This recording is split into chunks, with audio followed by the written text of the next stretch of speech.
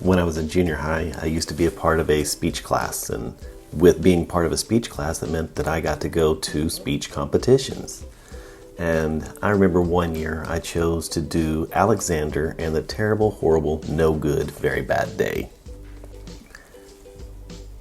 When it came time for the competition, I had memorized the entire poem and I was ready to go. And I got up there and I did the speech exactly as it was written.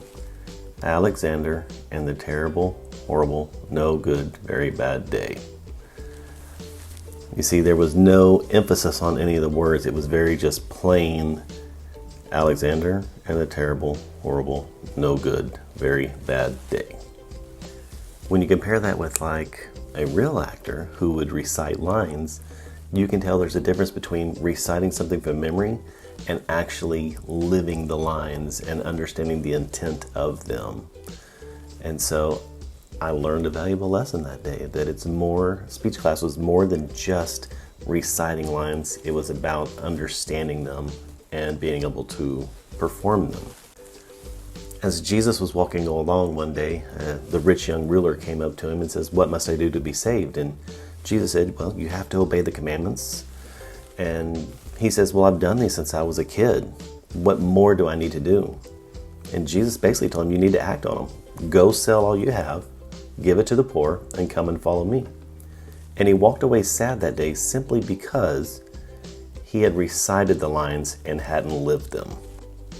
So for today's Bible verses, I wanted to look at verses that talk about doing the work of God, not just listening to the Word of God or reciting the Word of God, but what does it mean to actually do it based on the intent?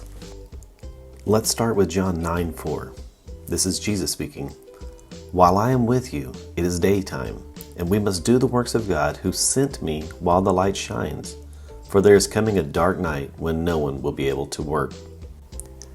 Again, this is Jesus speaking in Luke 6:46. "What good does it do for you to say that I am your Lord and Master if what I teach you is not put into practice?" Matthew 19:17. Jesus said, "Why do you question me about what's good? God is the one who is good. If you want to enter the life of God, just do what he tells you." Romans 2:13.